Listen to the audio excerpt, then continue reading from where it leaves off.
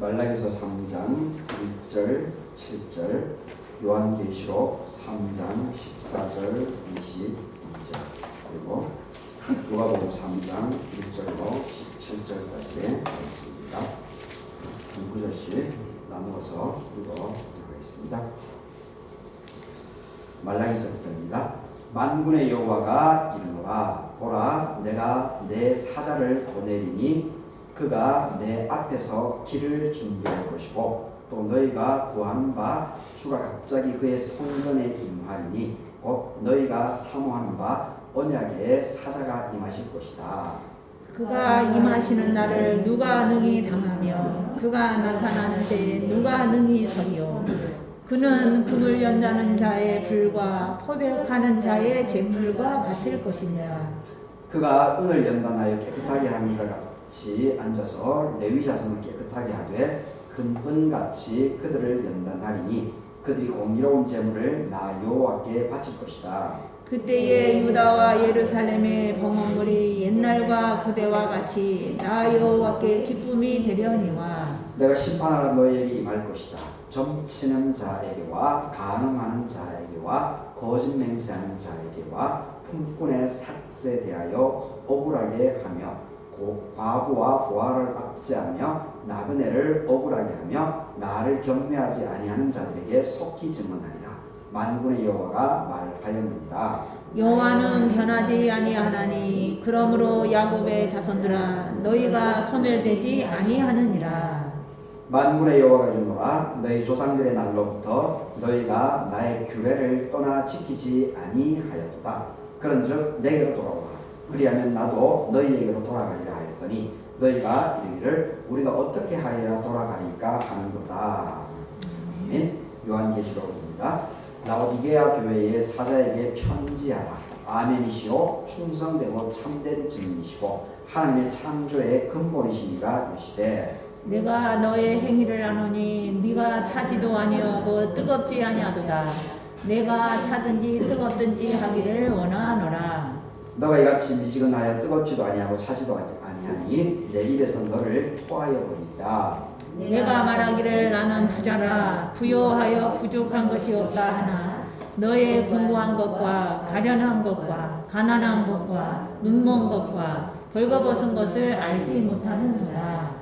내가 너를 권하노니 내게서 불로 연단한 금을 사서 부요하게 하고 흰 옷을 사서 입어 벌벗은 수치를 보이지 않게 하고 안약을 사서 눈에 발라 보게 하라. 물은 내가 사랑하는 자를 책망하여 징계하노니 그러므로 너가 열심을 내라 회개하라. 볼지어다 내가 문 밖에 서서 두드리노니 누구든지 내 음성을 듣고 문을 열면 내가 그에게로 들어가 그와 더불어 먹고 그는 나와 더불어 먹으리라. 이기는 그에게는 내가 내 보좌에 함께 앉아 하여 주기를 내가 이고 아버지 보좌에 함께 앉은 것과 같이 하리라. 귀 있는 자는 성령이 교회에게 하신 하신 말씀을 들을지어다.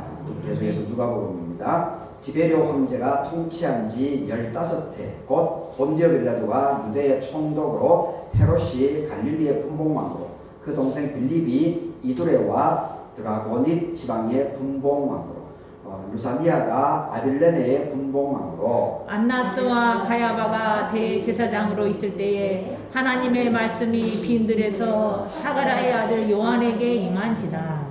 요한이 요단강 부근 각처에 와서 죄사함을 받게 하는 회개의 세를 전파하니 선지자 이사야의 책에 쓴 바 광야에서 외치는 자의 소리가 있어 이르되 너희는 주의 길을 준비하여 그의 오실 길을 곱게 하라. 모든 골짜기가 메워지고 모든 산과 작은 산이 낮아지고 굽은 것이 곧아지고 험한 길이 평탄하여질 것이고 모든 육체가 하나님의 구원하심을 보리라 함과 같으니라. 요한이 세례받아 나오는 무리에게 이르되 독사의 자식들아 누가 너희에게 일러 장차 올 진노를 피하라 하느냐. 그러므로 회개에 합당한 열매를 맺고 속으로 아브라함이 우리 조상이라 말하지 말라. 내가 너희에게 이르노니 하나님이 능히 이 돌들로도 아브라함의 자손이 되게 하시리라. 이미 도끼가 나무 뿌리에 놓였으니 좋은 열매 맺지 아니하는 나무마다 찍혀서 불에 던져지리라. 무리가 물어 이르되 그러면 우리가 무엇을 하리이까? 대답하여 이르되 옷 2벌 있는 자는 옷 없는 자에게 나눠줄 것이요 것이고 먹을 것이 있는 자도 그렇게 할 것임이니라 하고 세리들도 세례를 받고자 하여 와서 이르되 선생이여 우리는 무엇을 하리까 하매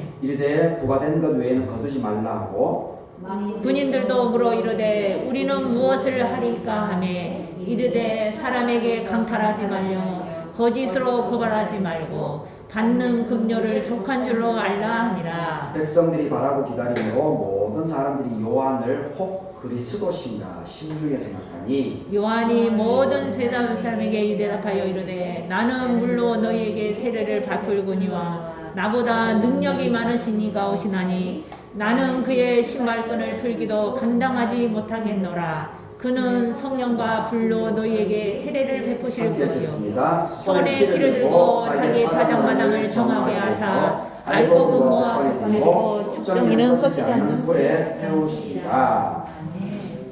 아멘. 오늘 이 본문으로 그러면 우리가 무엇을 하니까 이런 제목으로 말씀을 생각해 보도록 하겠습니다. 오늘 대림절 첫 번째 주일이고 소환 6일째를 보내고 있습니다. 오늘 예배에 참석하신 여러분들에게 하나님의 은혜가 함께하기를 바라겠습니다. 오늘 이 말라기서하고 그리고 누가복음에는 메시아를 준비하는 이 길을 다져야 된다라고 하는 그런 이야기를 하고 있습니다. 그리고 요한계시록 3장에는 라오디게아 교회라고 하는 덥지도 않고 차지도 않고 뜨겁지도 않은 그런 부분 라오디게아 교회 교인들의 문제점을 언급하고 있는 그런 내용입니다. 자세하게 한번 이 말씀을 살펴보도록 하겠습니다. 말라기서를 보게 되면 만군의 여호와가 말하노라 보라 내가 내 사자를 보내니 내가 내 앞에서 길을 준비할 것이고 또 너희가 구하는 바 주가 갑자기 그의 성전에 임하리니 곧 너희가 사모하는 바 언약의 사자가 임하게 될 것이다. 이렇게 이야기를 하고 있습니다.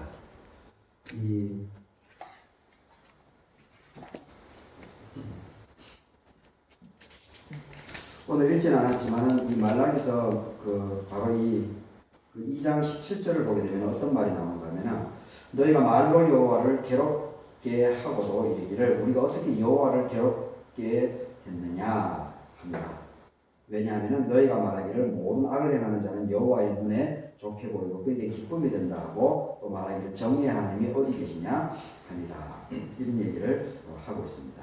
하여튼 이 하나님께서 임하는 날에 대한 이 부분을 언급하고 있는데 하여튼 이 말라기서가 구약 성경의 마지막이죠. 구약 성경의 마지막인데 그리고 이 말라기서가 끝나고 나서 이 마태복음 예수님의 시대가 오기까지 그 공백 기간이 400년에서 500년대 이 공백 기간이 있습니다. 그 기간이 이제 로마가 페르시아도 망하고 이제 로마가 이렇게 그 제국주의 전체 패권을 잡게 되는 그 시기에 대한 그 부분들이 빠져 있는데 근데 하여튼 이 말라기서 이때 보게 되면은 이 양반들의 문제점이 뭐가 있는가 하면은 이 하나님을 괴롭히면서도 내가 하나님을 괴롭히는 것을 깨닫지 못하는 겁니다. 하여튼 그 부분에 대해서 이 말라기서에서 아주 구체적으로 이 질타를 하는 그 모습을 보게 됩니다. 그래서 오늘도 주께서 그래서 하나님을 모독하고 하나님을 없이 여기고 하나님을 의지하지 않고 신뢰하지 않고 결국 자기가 자기의 길을 걸어가는 겁니다. 그럼에도 불구하고 나는 하나님을 내가 언제 하나님을 괴롭혔느냐, 내가 언제 하나님을 이렇게 폐기 처분했느냐, 이렇게 이스라엘 백성들이 무시하게 되는 것을 보게 됩니다. 그러니까 그렇게 되니까 결국은 이 로마 식민지로 또 페르시아가 멸망한 다음에 페르시아는 요즘 수요일날 살펴보고 있지만은 그 페르시아 이전에 바벨론이 이제 이스라엘을 예루살렘 성전을 멸망시켜 버리고 그리고 이스라엘 백성들을 이 메소포타미아 지역으로 왕족 귀족들을 다 데리고 가지 않았습니까? 근데 페르시아가 이제 바벨론이 멸망하고 페르시아가 득세하면서 이 페르시아는 식민지 정책이 이제 바뀌어졌죠. 식민지 정책이 바뀌어져서 오히려 이 사람들을 다 귀환을 시킵니다. 다 식민지에 있는 사람들을 전부 다 자기 고국 땅으로 다 돌려보냅니다. 그러면서 이 사람들이 하는 것이 어떤 식으로 이 식민지를 지배를 하는가 하면 거기에 경제 정책을 활성화시켜 가지고 여기서 나는 생산물들을 세금으로 많이 걷는 겁니다. 세금으로. 그래서 페르시아가 유지되는 그런 새로운 식민지 정책을 폈습니다. 근데 하여튼 이스라엘 백성이 그럼에도 불구하고 제대로 깨닫지 못하고 이 수룹바벨 성전을 만들었지만 그럼에도 불구하고 하나님 앞에 진실함으로 나아가지 못하고 계속해서 자기 고집들을 피우게 되는 겁니다. 그러니까 결국 이 로마가 다시 이스라엘을 지배하게 되는 그런 안타까운 일이 벌어지게 된 것을 보게 됩니다. 하여튼 이 1절을 보게 되면은 갑자기 내 사자를 보내니 내 앞에서 길을 준비하게 될 것이다. 그래서 언약의 사자가 성전에 그리고 너희에게 임하게 될 것이다. 그리고 2절에 보게 되면은 그가 임하는 날을 누가 능히 당하며 그가 나타나는 때에 누가 능히 서겠느냐. 그는 금을 연단하는 자의 불과 표백하는 자의 잿물과 같을 것이다. 이렇게 얘기를 하고 있습니다. 하여튼 이 메시아가 임하는 것 이것을 어느 누구도 알지 못하지만 그리고 오더라도 감당하지 못할 거라는 겁니다. 세례 요한조차도 사람들이 감당을 하지 못했습니다. 그리고 예수님을 결국 십자가에 달려 돌아가시겠지만 그 예수님을 제어를 못했죠. 어떤 권력을 가진 사람들 그리고 어떤 이 총칼을 가진 사람들도 우리 예수님을 제어하지 못했습니다. 예수님이 제어될 뻔한 적이 있었죠. 예수님이 제어될 뻔한 적이 있었는데 그게 언제입니까? 바로 예수님 스스로 혼자 했을 때입니다. 마지막 만찬 목요일 날 밤이죠. 목요일 밤에 이 만찬이 세족식도 끝나고 이제 만찬이 다 끝나고 나서 예수님께서 혼자 이 겟세마네 동산으로 올라가지 않습니까? 그때 예수님이 처음으로 제어가 될 뻔했습니다. 제어가. 그런데 예수님께서 어떻게 합니까? 하나님께 또다시 자기의 모든 것을 내어 던져버립니다. 그 목숨까지도 하나님께 다시 돌려 주는 그 유명한 대목을 보게 됩니다. 그래서 그 다음 날 금요일날 새벽에 이제 이 골고다 언덕을 향해서 십자가를 지고 죽음의 길을 나아가고 있는 것을 보게 됩니다. 여튼 이 메시아의 길을 예수 그리스도의 길을 어느 누구도 제어를 하지 못했습니다. 참 여튼 사실 우리가 이제 믿음 생활을 갈개교회 공동체를 통해서 믿음 생활을 해 나가고 있는데 우리의 삶이 그 어떤 누구도 우리를 제어하지 못하는 그러한 삶을 살아갈 수만 있다면 아마 그보다 더 행복하고 복된 삶은 없는 줄로 믿습니다. 근데 우리는 삶을 살아가다 보면서 내 스스로가 나를 자꾸 이렇게 제어하게 되는 것을 보게 됩니다. 그리고 때로는 주변 사람들에 의해서 또 제어를 받게 되는 이러한 부분들인데 그러한 일들이 벌어지는 것은 가만히 이렇게 돌이켜보게 되면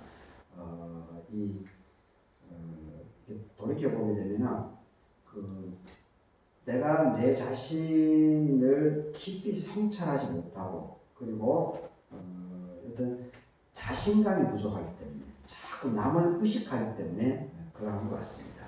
여튼 사람은 가능하면 자신감 있게 그렇다고 해서 교만에 빠지면 안 되겠지만 자신감 있게 당당하게 자기의 삶을 살아나가게 된다면 참 그것이 복이 되지 않을까 그런 생각을 해보게 됩니다. 그래서 그가 임하는 날에 능히 당할 수가 없고 그리고 그는 금을 연단하는 자의 불과 표백하는 하는 자의 잿물과 같을 것이다. 이렇게 얘기를 하고 있습니다. 그렇죠? 하나님이 임재를 하게 되면은 금을 연단하는 자의 불, 금을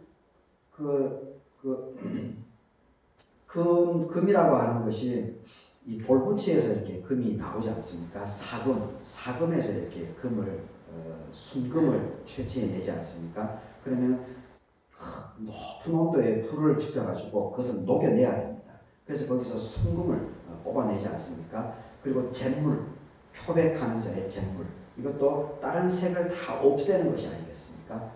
이게 무슨 어떤 얘기입니까? 하나님이 오게 되면 우리의 모든 이 세속적인 것, 이 세상적인 가치관이 찌들어졌던 것, 이것을 하나님께서는 다 깨끗하게 할 것이다 라고 이렇게 얘기를 하고 있는 것을 보게 됩니다. 그리고 3절에 보게 되면 사람들 뿐만이 아니고 3절에 그가 은을 연단하여 깨끗하게 하는 자 같이 앉아서 레위 자손을 깨끗하게 한다. 금은같이 그들을 연단한다. 그래서 그들이 공의로운 제물을 하나님께 바치게 할 것이다. 이렇게 얘기를 하고 있습니다. 백성들도 많이 세속적인 가치관에 찌들어져 있었지만 그 당시에 레위 자손, 그러니까 레위 지파, 하나님 전에 봉사하는 이 사람들조차도 이렇게 세속적인 가치관에 찌들어져 있었다는 겁니다. 대표적인 것이 그 사무엘의 엄마, 사무엘의 어머니 한나가 거기 그 교회 가서 성전에 가서 기도할 때 그때 그 목회자 제사장이 엘리였죠. 엘리. 근데 이분이 이제 나이가 많이 들었습니다. 나이가 많이 들어서 제대로 걷지도 못하는 그런 상황이었죠. 그런데 엘리 제사장의 두 명의 아들이 제사장이었었는데 이 두 명의 아들 제사장이 참 악했습니다. 그래서 사람들이 이 재물을 가져오게 되면 불에 태우는 것도 있고 삶아서 제사장이 가져가는 것도 있고 거기에 참석하신 모든 사람들이 같이 나누어서 먹는 것도 있고 그리고 일정 부분은 또 번제를 드린 사람이 가져가는 목도 있고 그렇습니다. 그런데 이 엘리 제사장의 두 아들 제사장이 어떻게 했습니까? 제물을 바치기도 전에 종을 시켜가지고 그 제물을 자기 것으로 갈취를 했죠. 그래서 그것이 이제 하나님에게 악하게 잡히게 됩니다. 그래서 책임을 묻게 되고 그래서 그 집안이 이렇게 다 사라져 버리게 되는 그런 안타까운 이야기를 사무엘서를 통해서 볼 수가 있습니다. 하여튼 그리고 예수님 당시에는 더 말할 것도 없죠. 예수님 당시에는 더 이 제사장들, 대제사장 이 사람들이 많이 세속화되어 있었습니다. 아주 많이 썩어 있었습니다. 그러니까 예수님이 늘 예수님께서 주로 싸웠던 사람들이 바로 이 레위 지파들입니다. 서기관들, 율법사들, 배운 종교 지식인들입니다. 일반 평민들하고 예수님께서는 거의 싸우지 않았습니다. 오히려 그 사람들을 도와주고 힘이 되어주고 율법을 새롭게 해석을 해서 율법에 매이지 않게끔 자유롭게 살아가게 예수님께서는 늘 했습니다. 근데 늘 싸우는 것이 오늘 저희도 보면 독사의 자식들이라고 하는 말도 그 신약 누가복음에 나와 있지만 그 초점 그 싸우는 그 대상들이 전부 다 종교 지도자들입니다. 종교 지도자. 배웠다라고 하는 사람들. 성경을 안다라고 하는 이 사람들이 문제입니다. 사실 지금도 그렇습니다. 지금도 성경을 안다라고 하는 사람들이 문제를 일으킬 때가 많이 있습니다. 성경을 아예 모르는 사람들은 모르기 때문에 그냥 잠잠하고 순수하게 따라갑니다. 그런데 조금 아는 사람들이 자꾸 이 분란을 일으키는 것을 보게 됩니다. 이거는 뭐 예나 지금이나 어떤 사람이 살아가는 곳은 다 똑같은 것 같습니다. 시간이 지나도 여전히 그런 것 같습니다. 여튼 이 레위 자손을 깨끗하게 하나님께서 임하셔서 모든 사람들도 깨끗하게 만들어 주시고 그리고 또 하나님을 섬기는 제사장 직분에 있는 이 사람들도 깨끗하게 한다는 겁니다.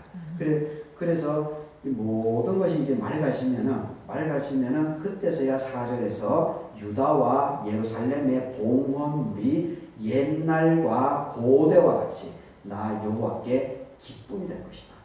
순전한 마음, 순수한 마음으로 우리가 예배를 드려야 된다는 겁니다. 예배. 그렇게 해야 하나님께서 이 우리의 예배를 받아준다는 겁니다.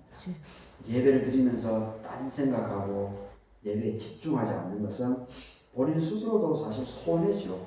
이때 이 시간에 와가지고 제가 이런 얘기 나올 때마다 누누이 벌써 몇 번째 얘기한 거지만 그 명성교회 그 전교인 수련회 때 3,000명까지 이제 전교인 수련회를 했었으니까 그 명성교회 이제 그 수련관이 원주에 있었습니다. 제가 대학교 때 이제 그 원주 터를 사서 초창기 이제 그 원주에서 매년 여름에 전교인 수련회를 했었었는데 그때 첫날에 여름이었는데 그때 이제 대학교도 같이 가서 연합 수련회를 같이 했었습니다. 근데 하필이면 여름 그 전교인 수련회를 하는데 첫날 밤에 막 장대비가 엄청나게 막 폭우 천둥 소리가 나면서 비가 막 엄청나게 내렸습니다. 수련회 첫날에 이렇게 비가 오면 사람들 좀 심란하죠. 심란합니다. 그러니까 아무래도 그 목사님 말씀 예배에 집중하지 못하죠. 그러니까 이제 김상환 목사님이 했던 말씀을 저는 아직도 잊지 못하고 있는데 그때 무슨 비유를 했는가 하면 지금 하나님께서 우리를 축복해 주고 있다. 우리를 축복해 주기 위해서 이 천둥 번개가 치면서 쏘락비가 내리고 있으니까 예배에 집중하라고. 그러면서 집에 빨래를 밖에 널어놨지 않았을까? 고추를 밖에 건조하지 않았을까? 이런 생각을 하지 말라는 겁니다. 이런 생각을 하지 말고 여기에 집중하는 겁니다. 천둥 번개 치면은 사람이 또 부정적으로 볼 수 있는데 여하튼 그런 것들을 미리 알고 집중하게끔 하는 그것이 상당히 인상적이었습니다. 하여튼 뭐든지 우리가 마음을 맑게 하고 그리고 한 곳에 이렇게 그 초점을 맞추게 되면 이 돋보기 같은 경우도 돋보기도 이렇게 태양빛을 모으면은 이 종이가 타지 않습니까? 종이가 에너지를 모으기 때문에 엄청난 이 물리적인 변화가 일어나는 것을 보게 됩니다. 사람의 정신도 똑같습니다. 사람의 정신도 똑같습니다. 제가 이재명 그분 그 자서전이 이제 인터넷으로 웹사이트로 이제 자서전이 나와 있기 때문에 한번 끝까지는 못 읽어봤지만 중간중간에 좀 읽어봤었는데 저는 참 감동적이었던 부분이 어느 대목이었는가 하면 이 양반이 너무 찢어지게 가난하지 않았습니까? 찢어지게 집 위치가 제가 대충 보니까 도산서원 위쪽이더라고요. 그 안동댐 상류지역입니다.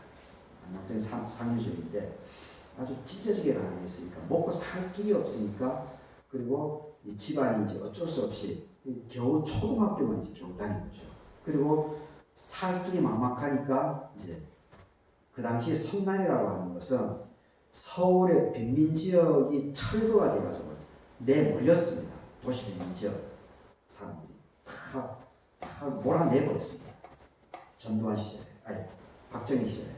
그래서 거기 성남이라고 하는 그 도심이 형성된 겁니다. 지금도 모란시장하고 이런 데 가면 지금도 그 다닥다닥한 집들이 있는지는 모르겠지만 제가 대학 때는 거기가 그런 것들이 있는 걸 봤습니다. 전부 다 내쫓겨버리니까 거기서 막 산등성이에 그냥 조그만하게 집을 짓고 이렇게 살았습니다. 어쩔 수 없이 중고등학교를 막노동을 하죠. 막노동. 그래서 그러다 프레시게 지키고 그러다 이 양반이 자살을 하려고 했답니다. 자살을.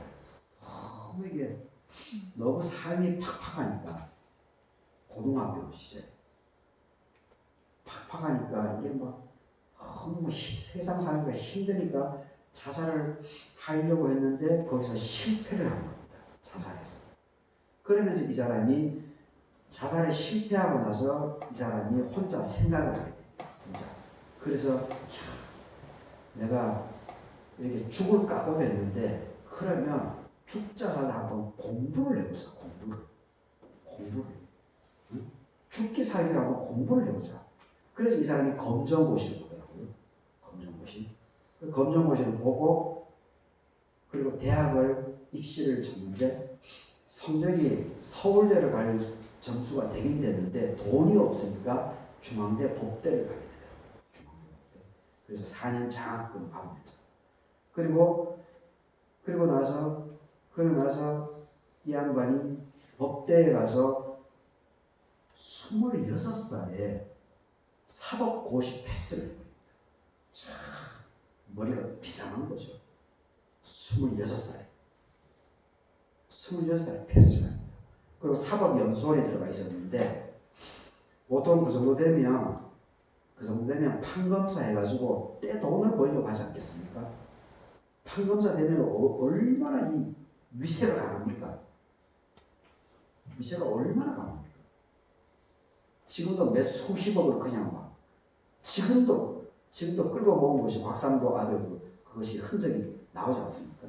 지금 밝혀지지 않는 것만 해도 엄청났거든요. 억대는 기본입니다. 1억, 1, 2억은 기본. 10억, 20억, 30억. 어떤 사건을 만나게 되면 뭐 100억까지도 그냥 한꺼번에 싹 들어오는 것이 그 판검사들의 그 세계이지 않습니까? 그렇게 유혹을 받을 수 있을 터임에도 불구하고 이 양반이 그쪽으로 나가지 않더라고요. 왜냐하면은 이 양반이 사법연수원 시절에 거의 그 2년 동안 사법연수원을 하는데 그때 대학 강의처럼 거기서도 수업이 있는 겁니다. 그래서 강의를 현장에 있는 판검사 변호사들이 와서 강의를 주는 것 같습니다. 근데 그때에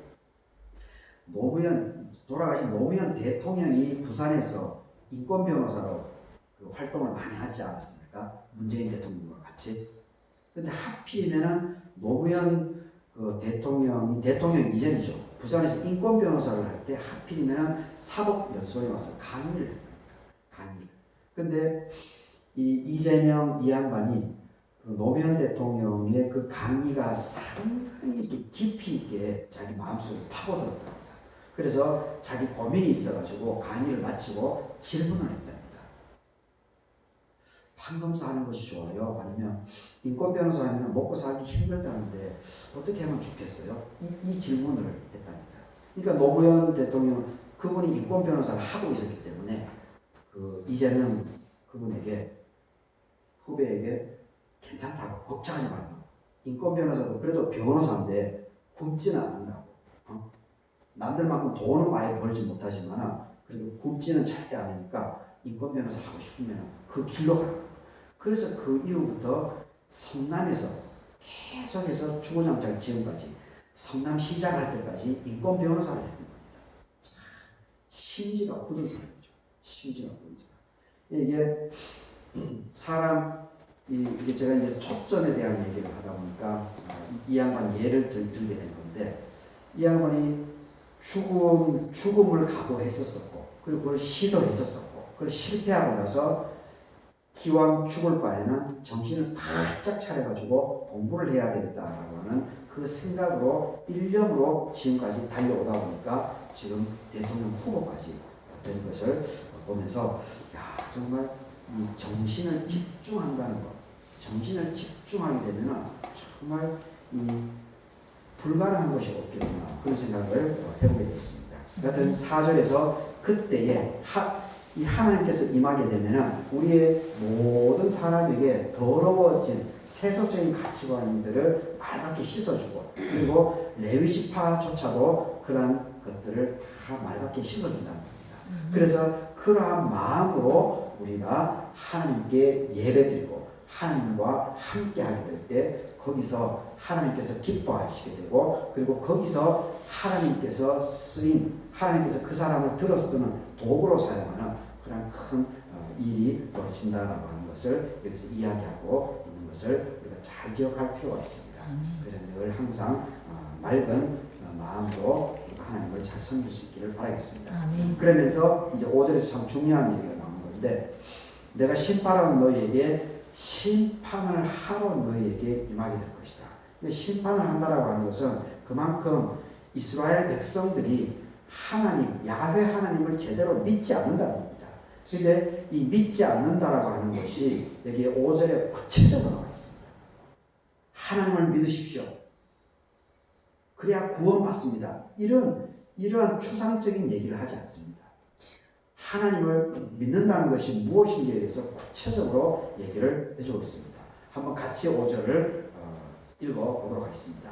내가 심판하러 너희에게 임할 것이다. 이제 구체적으로 나옵니다. 첫 번째, 점치는 자에게와 그리고 간음하는 자에게와 거짓 맹세하는 자에게와 품꾼의 삭세에 대하여 억울하게 하며 과부와 고아를 압제하며 나그네를 억울하게 하며 나를 경외하지 않는 자들에게 속히 증언하리라. 만군의 여호와의 말이니라.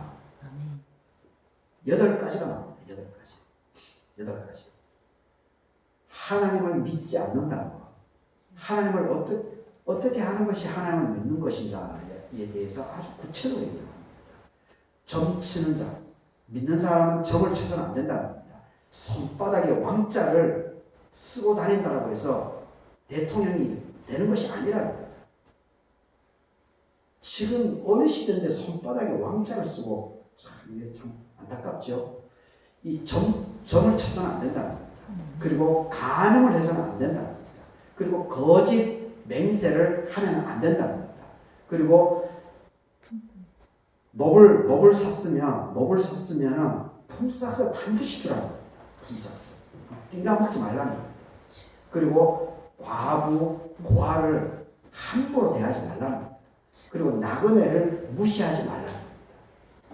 이렇게 하는 것이 바로 야훼 하나님을 섬기는 것이다. 하나님을 하나님답게 만드는 것이다. 이렇게 얘기를 하고 있는 겁니다. 이것이 바로 하나님을 경외하는 것이다. 라고 이렇게 얘기를 하고 있습니다. 이렇게 얘기하니까 우리 귀에 쏙 들어오죠. 금방 이해가 되죠. 하나님을 섬기라. 하나님을 경외하라. 아무리 그런 말을 해보십시오. 이게 무슨 얘기인지 뜬구름 잡는 게 이해가 안 됩니다.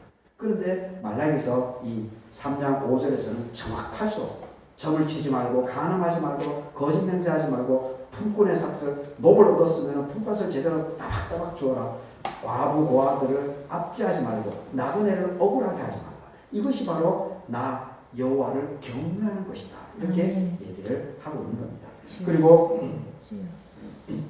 그리고 이 누가복음에도 아주 구체적으로 나옵니다. 누가복음